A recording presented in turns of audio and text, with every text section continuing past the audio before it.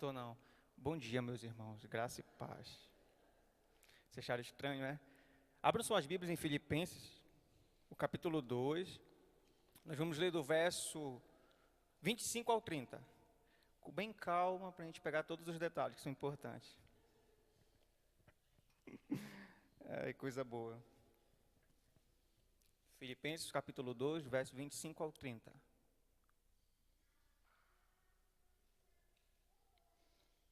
A palavra do Senhor diz assim: Julguei, todavia, necessário mandar até vós Epafrodito, por um lado, meu irmão, cooperador e companheiro de lutas, e por outro, vosso mensageiro e vosso auxiliar nas minhas necessidades, visto que ele tinha saudade de todos vós e estava angustiado, porque ouvistes que adoeceu. Com efeito, adoeceu mortalmente.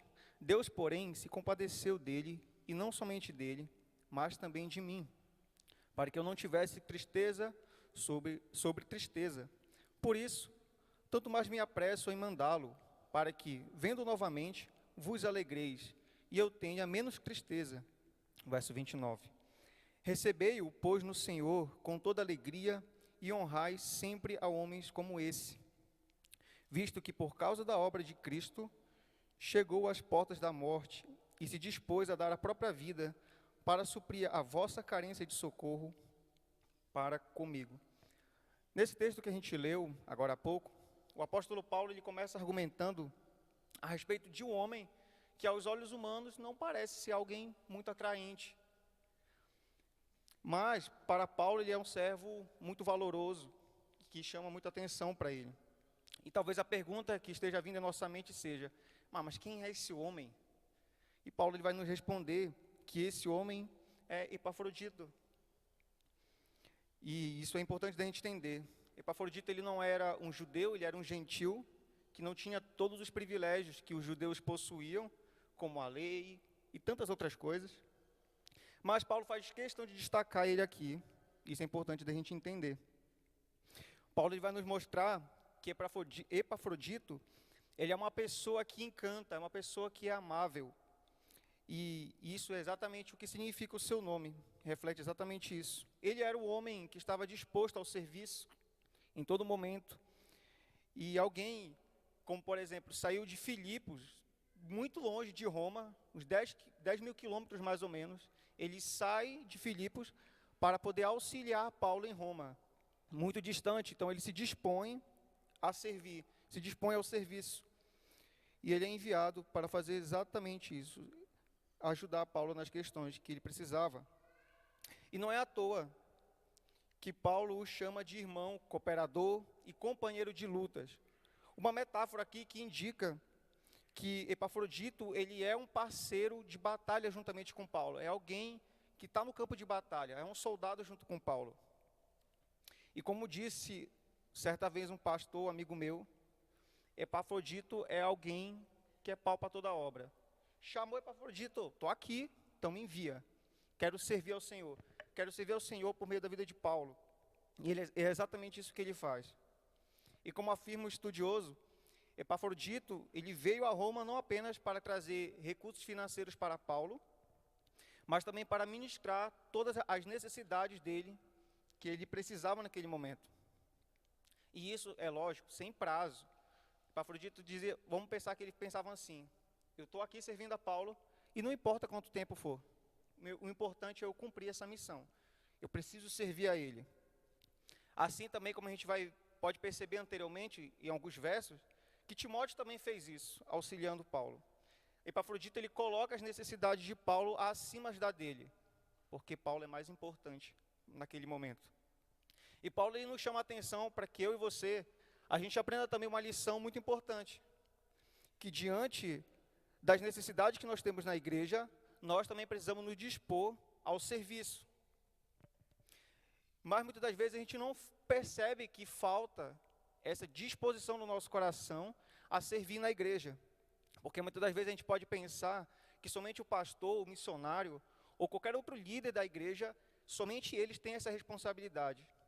Ou às vezes a gente pode pensar que o serviço mais simples, mais insignificante, não é tão belo como o do pastor, como de quem canta, no ministério de louvor ou qualquer outro.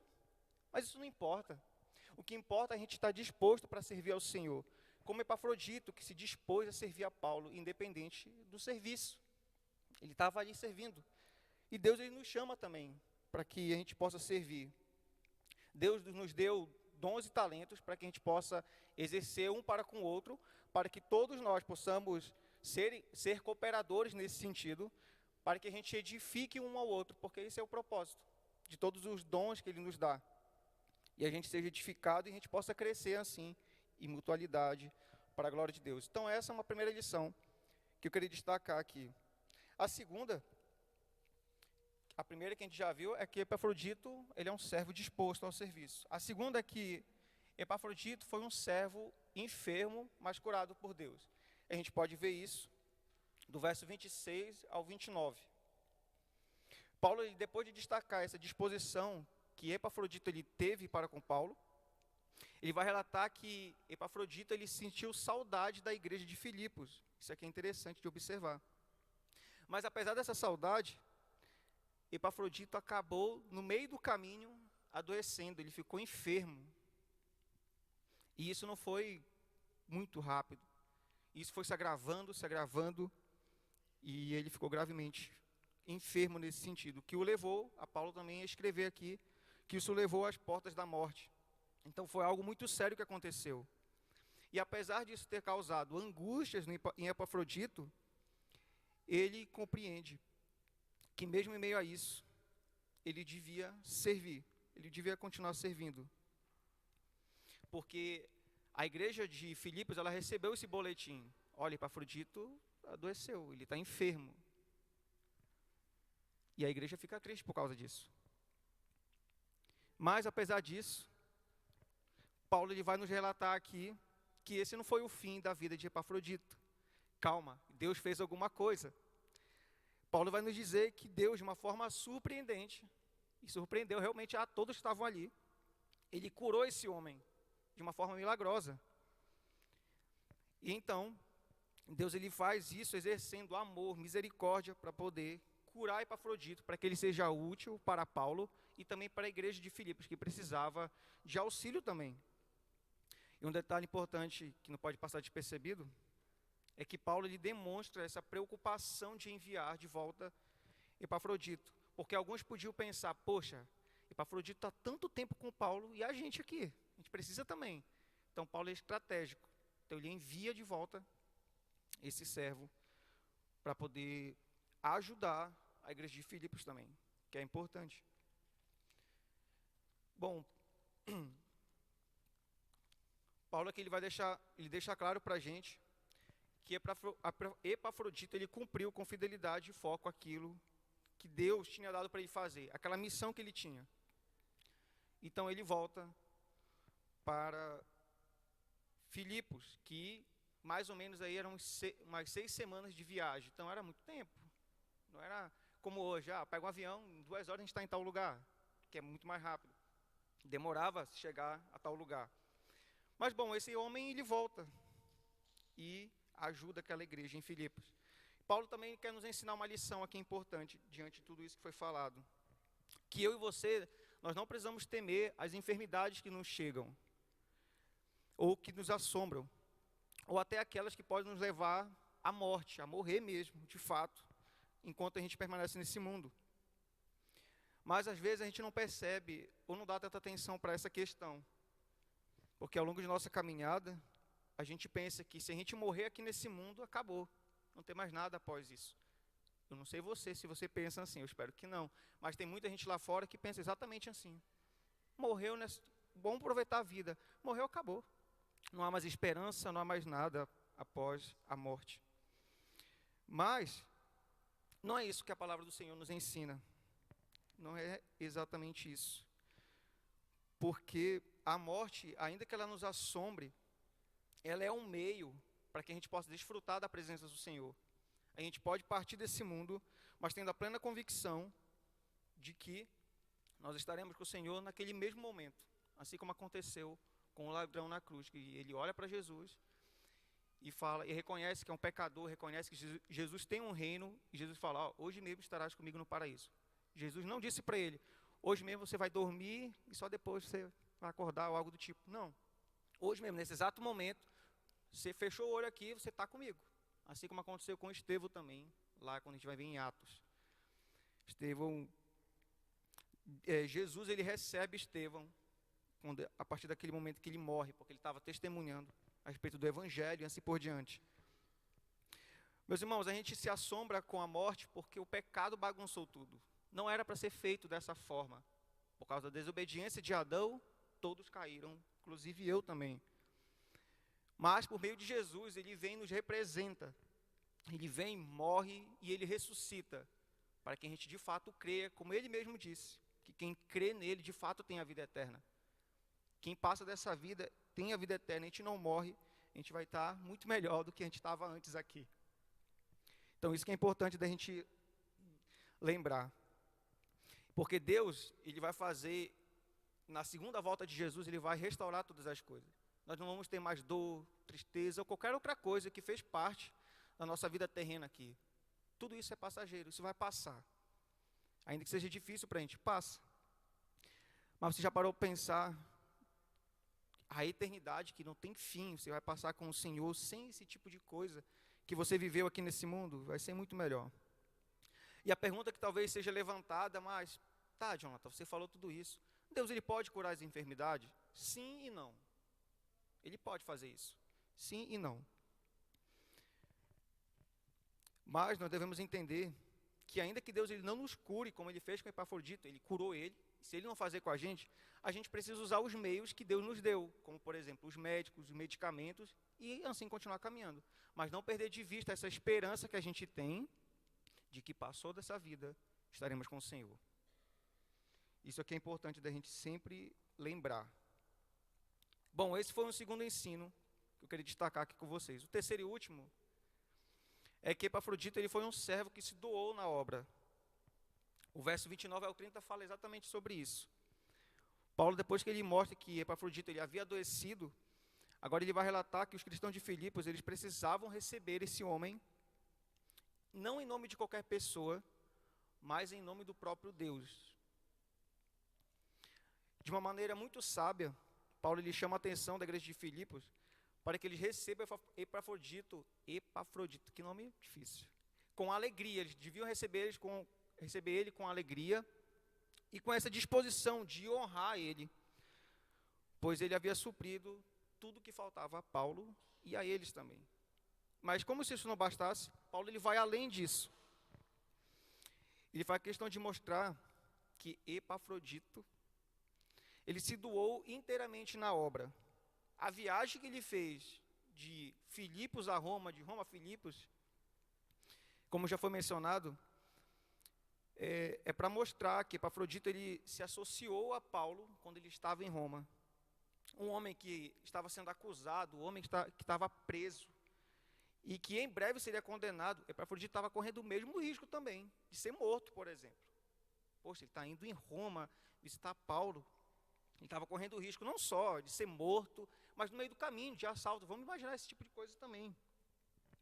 Mas apesar de tudo isso, Epafrodito ele não se importou com nada dessas coisas, com essas dificuldades que poderiam acontecer. Porque ele tinha plena consciência de que ele estava se doando na obra para a glória de Deus. Ele sabia exatamente disso. Porque ele estava oferecendo assistência material e espiritual para Paulo no momento que ele mais estava precisando ali. Ainda que isso colocasse a própria vida dele em risco. E de fato ele fez isso. O que Paulo quer nos transmitir aqui é que Epafrodito ele entregou sua vida na obra como um jogador que aposta tudo em uma jogada de dados. Ele só tinha tal recurso, ele falou, não, eu vou jogar tudo isso aqui, porque eu sei que eu vou ganhar. Ele arriscou a própria vida pela causa do Senhor, apostando tudo com fé e coragem. Epafrodito ele fez exatamente isso. Fez tudo com o objetivo claro de cumprir a missão que lhe foi confiada. E de fato ele fez isso. Ele não fez de uma maneira relaxada ou como o jeitinho brasileiro que a gente já conhece. Mas ele fez com toda a dedicação, ele se empenhou, entregando-se ao máximo por amor ao Senhor. aquilo que ele estava fazendo a Paulo, ele tinha plena consciência que ele estava fazendo ao próprio Senhor. E Paulo ele nos chama a atenção também para aprendermos uma lição importante aqui. Ele quer que a gente entenda que nós também devemos nos doar, dando o nosso máximo diante da obra que Deus ele colocou diante de nós, que Ele nos confiou, e que envolve principalmente a nossa responsabilidade em tal coisa. Mas, muitas das vezes a gente não entende dessa forma. Às vezes, a gente tem o nosso emprego, ou o nosso serviço, seja no tribunal de justiça, seja como advogado, como médico, pastor, ou qualquer outra área da vida, a gente não se empenha tanto em servir ao Senhor por meio disso. Isso é complicado. E a gente pensa de uma forma muito errada a respeito disso. Nós não deveríamos agir dessa forma, nem nessas áreas que eu já mencionei, e nem nas outras, como por exemplo, a criação dos filhos, que é uma área muito importante, que seja dedicada, que é uma missão que nós temos, é um ministério que a gente tem. Também fora da igreja, que eu entendo que é muito mais importante, lógico que da igreja também é importante, mas a criação dos filhos é um ministério muito mais importante. Assim como o esposo cuidar da esposa, é o ministério principal dele também, e assim por diante. Isso deve trazer um alerta para a gente, que a gente precisa se dedicar mais. Fazer como Epafrodito fez, se dedicar mais, se doar por inteiro, para que a gente possa se dedicar e servir ao Senhor com fidelidade.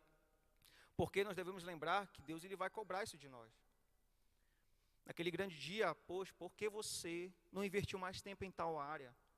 Por que você não fez isso com mais dedicação? Não deixe que isso caia na rotina, ou algo do tipo. Mas enquanto estamos aqui, se dedicar ao máximo. Se doar nessa missão que Deus nos confiou. E a pergunta que eu levanto é, como você tem lidado com a missão que Deus confiou a você? Será que você tem feito de uma forma relaxada? Ou com todo empenho? Entendendo que Deus, Ele precisa ser o centro na sua vida para que você possa atuar nas áreas que você tem. Bom, só lembrando, 3 lições básicas para a gente. Epafrodito, o servo disposto ao serviço. Epafrodito, o servo enfermo, curado por Deus. E Epafrodito, o servo que se doa na obra. Que a gente possa ser como ele. E Jesus é um exemplo claro, máximo de tudo isso aqui, que já foi falado. Ele foi alguém que serviu os seus discípulos lavando os pés. Ele foi alguém que foi curado, vamos dizer assim, por ele ter sido levado à cruz, ele foi curado, entre aspas, por Deus, mas ele ressuscitou, Deus já ressuscitou. Deus curou de uma forma plena nesse sentido. E Epafrodito, e Jesus também ele se doou na obra inteiramente. Enfim, Jesus é nosso exemplo máximo. Que Deus nos abençoe e ajude a pôr em prática essas lições. Oremos. Senhor, nós te louvamos pelo privilégio que nós temos de estudar e aprender a tua palavra. Que o Senhor, Deus, tenha misericórdia de cada um de nós. Desperte-nos para servirmos ao Senhor melhor e com as intenções corretas. E ensine-nos, ó Deus, a entendermos que, ainda que o pecado nos desconfigurou, nos manchou, em Cristo nós temos a plena redenção, nós temos a ressurreição, porque o Senhor nos promete em sua palavra por meio dele.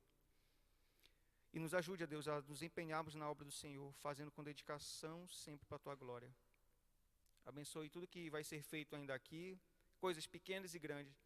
Que o Senhor, Deus, seja glorificado. Em nome de Jesus, amém.